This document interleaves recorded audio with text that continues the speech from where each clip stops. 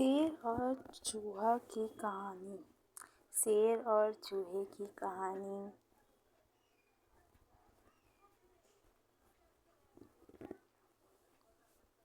जंगल का राजा शेर खा पीकर आराम से एक पेड़ की छांव में सो रहा था। तभी कहीं से एक नटखट चूहा वहां आ पहुंचा और खेलने लगा। खेलते खेलते वह शेर के ऊपर चढ़ गया।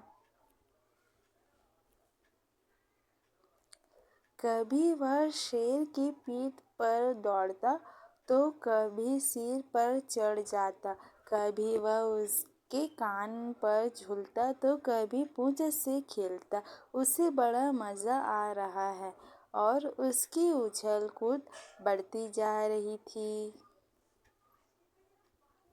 नटखट चूहे की धमा चौकड़ी से शेर की नींद टूट गई। आंख खोलकर उसने देखा कि एक छोटा सा चूहा उसके ऊपर खेल रहा है। उसे बहुत गुस्सा आया और उसने चूहे को अपने पंजे में दबोच लिया।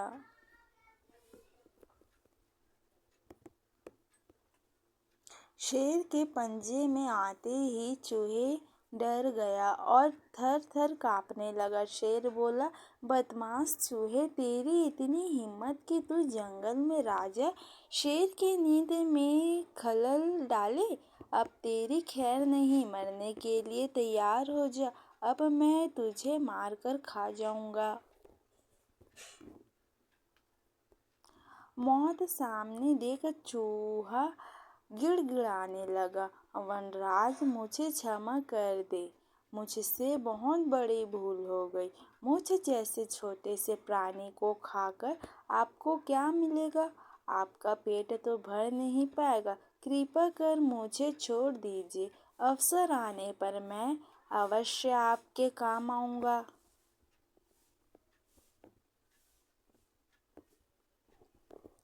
चूहे की बात सुनकर शेर हंसने लगा और बोला, मैं जंगल का राजा हूँ, मुझसे बलशाली इस पूरे जंगल में कोई नहीं। तू छोटा सा चूहा मेरे क्या काम आएगा? लेकिन फिर भी मैं दया करके तुझे प्राणदंड देता हूँ। मेरी नज़र से दूर हो जा और आइंदा कभी मेरी नींद में खलल मत डालना। चूहा धन्यवाद कहकर वहां से चला गया। कुछ दिन बीते। एक दिन शेर जंगल में शिकार के लिए घूम रहा था। वह शिकारी द्वारा बिछाए जाल में फंस गया। उसने बहुत प्रयत्न किया किंतु जाल से बाहर नहीं आ पाया। वह मदद के लिए दहाड़ने लगा।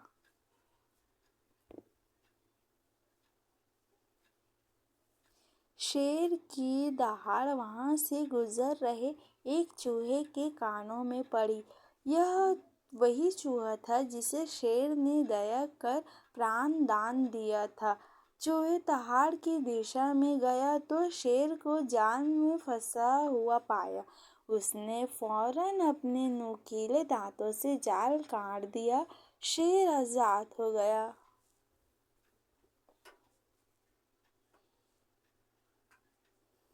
उसने चूहे को धन्यवाद दिया तो चूहा बोला, वनराज, आप शायद मुझे भूल गए हैं। मैं वही चूहा हूँ जिसे अपने प्राण दान दिया था। मैंने आपको कहा था कि किसी दिन मैं अवश्य आपके काम आऊंगा।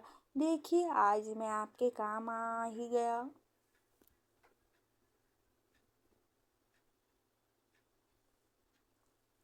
शेर को वह दिन याद आ गया और उस दिन की अपनी सोच पर बहुत पछतावा हुआ कि जिस चूहे को उसने तुच्छ समझा था वही उसी की सहायता से वह शिकारी से बच पाया है।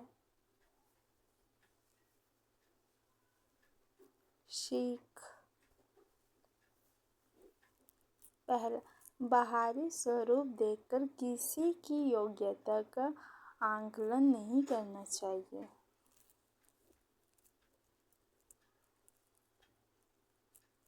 दूसरा, उपकार कभी व्यर्थ नहीं जाता, किसी न किसी रूप में उसका फल अवश्य प्राप्त होता है।